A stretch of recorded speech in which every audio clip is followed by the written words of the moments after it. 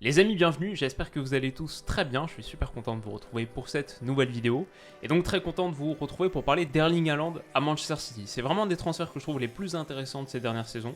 Il n'est pas encore officialisé, je pense que pour ça il faudra attendre le 1er juillet 2022, la clôture de la saison actuelle, le début de la suivante, mais c'est fait à 100%, on a vu Haaland faire ses adieux à Dortmund, on a vu la communication de Man City à ce sujet, donc c'est fait.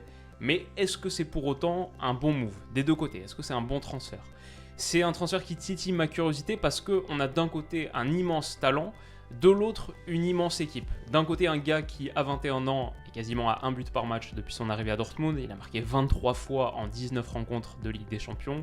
De l'autre côté, on a une équipe qui a gagné 4 des 5 dernières Premières Ligues, qui tape régulièrement la barre des 90 points, qui est entraîné par, on peut l'argumenter, peut-être le coach le plus important du 21e siècle.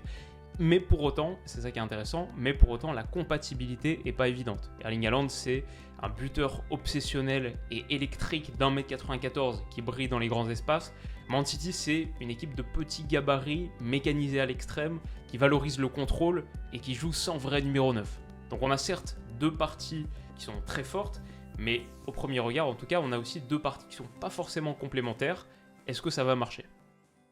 Alors, on va commencer par mes doutes, et il y en a plusieurs. Le premier, c'est qu'Haaland ne trouvera pas à Manchester City les mêmes conditions d'expression que celles qu'il avait en Allemagne.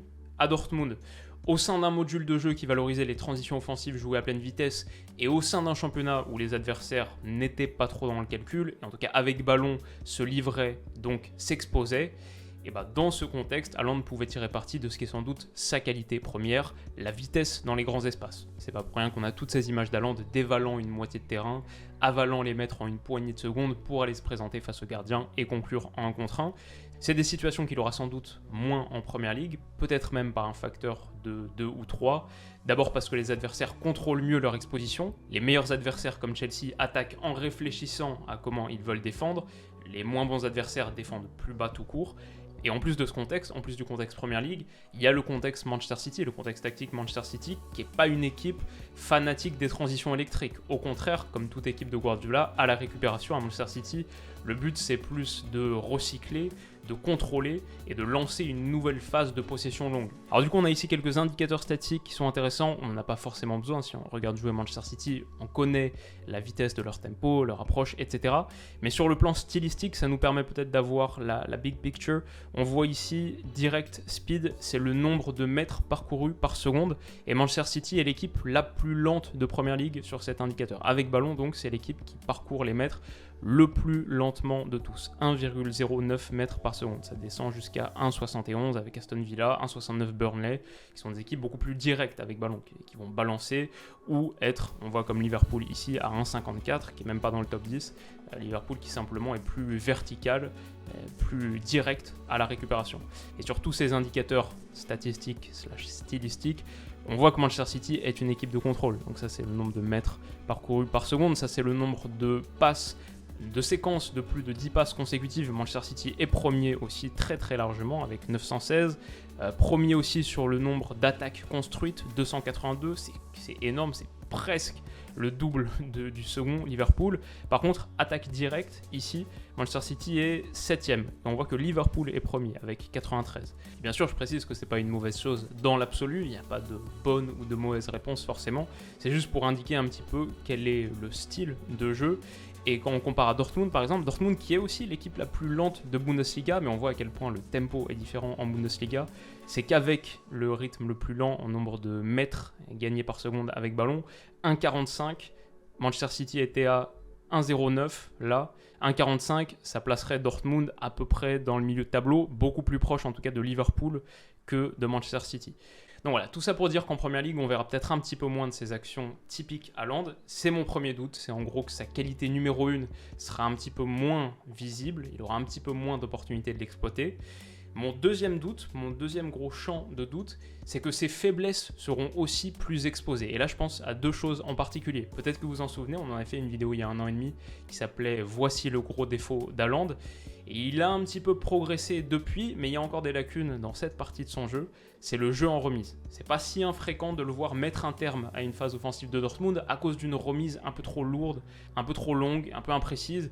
On peut imaginer que pour Guardiola, qui a passé quasiment toute l'année à jouer avec un faux neuf, Pour Guardiola, qui a dit à de nombreuses reprises que son équipe idéale serait constituée de 11 milieux de terrain, pour Guardiola, ça pourrait avoir un peu de mal à passer. Surtout si ces pertes de balles en phase de construction te font encaisser une transition défensive. Deuxième faiblesse, ça c'était la première. Deuxième faiblesse, c'est qu'Erling Haaland, c'est pas un super attaquant de pressing. Et ça, à Manchester City, ça pourrait aussi être un problème. Donc là, on a ces chiffres sur les 365 derniers jours de compétition. C'est son scouting report comparé donc aux joueurs de sa catégorie, aux autres attaquants des 5 championnats majeurs. On le voit là. Quand on regarde ces chiffres défensifs, là, c'est pas fameux. Donc 27e centile sur le nombre de pressions par 90 minutes, ça veut dire que en gros 73% des attaquants des 5 championnats majeurs font mieux que lui en nombre de pressions par 90 minutes. Tacle, 99% des attaquants des 5 championnats majeurs font plus de tacles et 81% des attaquants des 5 championnats majeurs font plus d'interceptions et de blocs par 90 minutes. D'ailleurs, sur ce scouting report, donc on voit ces chiffres défensifs là, on voit aussi les chiffres de construction. C'est rapport à ce qu'on disait tout à l'heure sur les touches, les prises de balles, où il y a un petit peu de déchets parfois, sur le nombre de passes tentées, 44e centile seulement, sur le nombre de passes réussies, 40e centile. Il réussit que 70% de ses passes par 90 minutes. Ce n'est pas des chiffres qui sont très très bons sur l'aspect construction du jeu. Et si on compare un joueur intéressant à son poste, Gabriel Jesus, du côté de Manchester City, sur le volume défensif, ça n'a juste rien à voir. Sur le tacle, interception, bloc, même le nombre de pressions, c'est correct, et le reste, c'est calibre élite. Sur la participation au jeu, la construction, on parlait d'Erling Haaland, 40e centile, 60% des attaquants des 5 championnats majeurs font mieux que lui en nombre de passes réussies par 90 minutes. Gabriel Jesus est dans le top 1%. Donc tout ça, c'est les doutes sur la question de la compatibilité stylistique. Erling Haaland, c'est pas une protéine qui va facilement s'intégrer dans l'organisme Manchester City. Ça va demander un petit peu d'adaptation. Deuxième corpus de doute, et dernier corpus de doute, la dernière chose que j'ai envie de dire, c'est sur la question physique aussi. Ça m'inquiète un peu. Quand on regarde le bilan des blessures cette saison d'Erling Haaland, on est sur Transfermarkt, il y a 3 gros moments. Ici, des problèmes musculaires, ici, des problèmes de hanche, et encore là, des problèmes musculaires. Ça fait qu'il a raté 8 matchs de championnat. Si on fait le bilan de ces 2 saisons et demie passées à Dortmund, on a 28 matchs ratés pour cause de blessures, de petits pépins physiques. Donc c'est pas rien. Il a un gabarit et un style tellement particulier, un gars d'1m94 qui repose autant sur l'explosivité, l'accélération, la vitesse, que ça m'inquiète un peu pour la suite, d'autant plus que de mon point de vue, à Manchester City, le niveau de risque va grimper d'un cran. L'intensité de la Première Ligue est réputée, après peut-être qu'on en fait un petit peu trop là-dessus, l'Allemagne aussi c'est intense, ça joue à 100 à l'heure, etc. Mais il y a d'autres éléments, c'est que l'Angleterre, la Première Ligue, c'est 38 journées, la Bundesliga c'en est que 34. En Angleterre, il y a 2 coupes nationales. En Allemagne, il n'y en a qu'une seule. À Dortmund, a priori, tu joues plus de matchs européens à partir de février, mars, si on est généreux. À Manchester City, tu as l'ambition d'en jouer jusqu'en mai. Donc, l'organisme va être mis sous davantage de pression encore. Est-ce qu'il tiendra ? Alors voilà, tout ça, c'est mes doutes. Maintenant, j'ai aussi beaucoup de certitudes, entre guillemets, ou en tout cas de choses positives à dire sur ce transfert. La première chose, c'est qu'on peut parler de la question stylistique autant que l'on souhaite. Faut pas que ça nous fasse oublier le talent brut d'Erling Haaland, et le talent brut, ça compte pour beaucoup. Il est avant tout un joueur phénoménal, une machine à empiler les buts, 29 en 29 matchs, toutes compétitions confondues la saison passée, depuis toutes les positions, pied fort, mais aussi pied faible, mais aussi de la tête. On parlait de la comparaison à Gabriel Jesus tout à l'heure, tout ça c'est très bien, mais ce qu'on veut d'un avant-centre, c'est avant tout les buts, et là, Haaland a juste pas d'équivalent, ces chiffres sont dingues. J'ajouterais aussi qu'on y allait assez fort sur la question de l'incompatibilité stylistique, parce qu'il y a quelque chose qui marcherait très bien à Manchester City, quelque chose qu'Erling Haaland fait très très bien, là où il est calibre élite, c'est la qualité de ses déplacements dans le dernier tiers. Grâce à son excellente lecture du jeu, grâce à son énorme QI foot, il est un super buteur de surface qui trouve les micro-poches d'espace qu'il faut pour conclure le type d'action que Manchester City se procure en masse. Donc on le verra pas, il n'est pas qu'un joueur de grands espaces. Il est aussi très bon pour finir dans les petits espaces. Et puis même si ces chiffres de pression qu'on mentionnait tout à l'heure, même si ces chiffres défensifs sont pas hyper impressionnants, peut-être que ça c'est juste Dortmund qui opère pas exactement dans le même registre que Manchester City. Parce que sur certaines phases de contre-pression, on le voit tout de suite à la perte, mobilisé, il n'hésite pas à bondir sur son adversaire et prendre à la gorge le défenseur pour aller se procurer une situation de but. Qui sait, il est peut-être un attaquant de pressing parfait qui s'ignore, entre guillemets, et qui sera parfait dans le modèle de Pep Guardiola. Et c'est justement ce point, le côté phase immergée de l'iceberg, qui est au cœur de ma réflexion, c'est que si on regarde un joueur comme Erling Haaland, donc 1, très jeune, 21 ans, 2, qui a un talent fou, 3, qui a un tempérament de bosseur, si on voit tout ça et qu'on voit un joueur fini, un produit fini, je pense qu'on se trompe et on oublie que Guardiola a l'habitude de faire beaucoup progresser ses joueurs et qu'Erling Haaland a l'habitude de beaucoup progresser aussi, et sa trajectoire, sa courbe, c'est celle d'une progression fantastique sur les dernières saisons. Pas peur de bosser, qui a un gros cerveau foot et de la place, de mon point de vue, de la place dans son disque dur pour installer pas mal de logiciels tactiques. D'ailleurs, je pense que c'est ce qu'il cherche avec ce transfert. Faudra lui poser la question, mais j'ai la sensation qu'un gars avec le tempérament d'Erling Haaland, qui est très concentré sur le développement personnel, la croissance, devenir le meilleur joueur du monde, comme il dit tout le temps, je pense qu'il cherche à vivre un défi qui, si relevé, va lui permettre de poursuivre sa progression. Ça demande, ça nécessite de sortir de sa zone de confort, de se confronter à un autre module de jeu, etc. Mais je pense que c'est l'idée. Donc voilà, mon avis final sur la question, c'est que cette incompatibilité stylistique qu'on a relevée, si elle existe, effectivement, on verra, mais si elle existe, c'est que la première partie de l'équation, c'est que le premier chapitre, c'est le début de l'histoire. Ensuite, prendront la relève, ce qu'on pourrait appeler les 3 T, et Erling Haaland a les 3, c'est le talent, le travail et le temps. Il sera au contact d'un coach qui fait notoirement progresser ses joueurs, les témoignages qui vont en ce sens sont innombrables. En plus, il sera au sein d'un collectif performant, d'un club stable, ça compte pour beaucoup. En plus, il a un certain crédit, il sera auréolé de sa stature, ce qui lui donne encore un petit peu plus de temps. Donc il y a beaucoup de raisons d'être optimiste.